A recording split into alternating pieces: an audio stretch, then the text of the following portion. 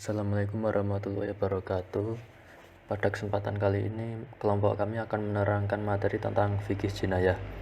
Sebelumnya, saya akan memperkenalkan nama anggota. Yang pertama, Muhammad Fatkur Rohim dengan MPM 1901010208. Kedua, Ade Rahman Setiawan dengan NPM 1901010209. Ketiga, Agung Setia Budi dengan MPM 1901010210. Yang terakhir, Ataj Amiratul Aida dengan MPM 1901010214. Pengertian fikih jinayah. Secara bahasa, jinayah berasal dari kata jana zanba yajnihi jinayatan, yang berarti melakukan dosa. Kata dasar jinayah dijamakkan karena ia mencakup banyak jenis perbuatan dosa.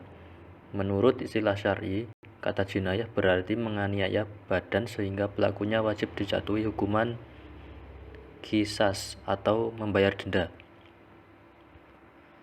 Dasar hukum fikih jinayah. Berikut ini merupakan beberapa dalil tentang hukum pidana Islam dan kewajiban untuk menaati hukum Allah Subhanahu wa Ta'ala. Yang pertama, Quran Surat Al-Baqarah ayat 179. Bismillahirrahmanirrahim. Walakum fil qisasi hayatun ya ulil albabi la'allakum tattaqun, yang artinya, dan dalam kisos itu ada jaminan kelangsungan hidup bagimu, hai orang-orang yang berakal, supaya kamu bertakwa. Yang kedua, surat Al-Maidah ayat 49. Bismillahirrahmanirrahim. Wa anihkum bainahum bima anzalallahu wa la ta'tabi ahwa'ahum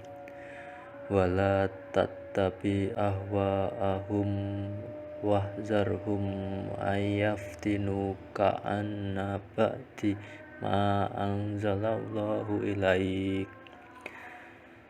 Fa in tawallaw fa'lam annama yuridullahu an yusibahum bi ba'di dzunubihim wa inna katsiran minan nasi lafasikun, yang artinya, dan hendaklah kamu memutuskan perkara di antara mereka menurut apa yang diturunkan Allah, dan janganlah kamu mengikuti hawa nafsu mereka, dan berhati-hatilah kamu terhadap mereka, supaya mereka tidak memalingkan kamu dari sebagian apa yang telah diturunkan Allah kepadamu.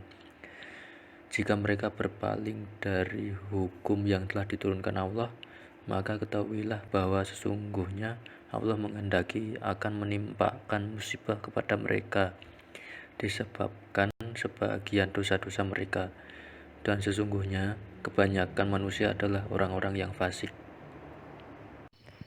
Kemudian yang selanjutnya yaitu tujuan fikih jinayah, yaitu untuk kebahagiaan dunia dan akhirat, dengan jalan mengambil segala yang bermanfaat dan mencegah serta menolak segala yang tidak berguna bagi kehidupan manusia atau kemaslahatan manusia. Kemaslahatan yang dimaksud oleh Abu Ishaq Asy-Syatibi dan disepakati oleh para ahli lainnya, yaitu memelihara agama, jiwa, akal, keturunan, dan harta. Kemudian macam-macam perbuatan yang dilarang syara atau jarimah, meliputi yang pertama mencuri, kemudian merampok, mabuk-mabukan, zina, di mana zina adalah perbuatan yang sangat dilarang oleh Allah. Kemudian menuduh orang lain yang berzina, atau suudzon. Di situ menuduh orang lain adalah tanpa bukti adalah perbuatan yang sangat tidak terpuji. Kemudian pemberontakan dan murtad. Yang selanjutnya macam-macam hukuman atau ukubah. Hukuman dapat dibagi menjadi beberapa penggolongan, menurut segi tinjauannya. Dalam hal ini ada 5 penggolongan. Yang pertama, didasarkan atas pertalian satu hukum dengan lainnya. Dan dalam hal ini ada 4 macam hukuman, yaitu yang pertama, hukuman pokok, seperti hukuman kisos untuk jarimah pembunuhan atau hukuman potong tangan untuk jarimah pencurian. Yang kedua, hukuman pengganti, yaitu menggantikan hukuman pokok. Apabila hukuman pokok tidak dapat dilaksanakan karena alasan yang sah, seperti hukuman diat atau denda sebagai pengganti hukuman kisos.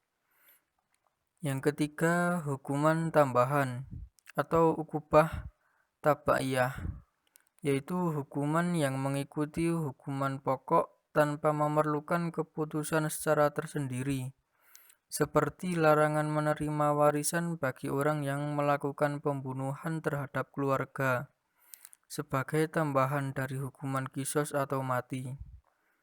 Terus yang keempat, hukuman pelengkap atau ukubah takmiliyah, yaitu hukuman yang mengikuti hukuman pokok dengan syarat ada keputusan tersendiri dari hakim.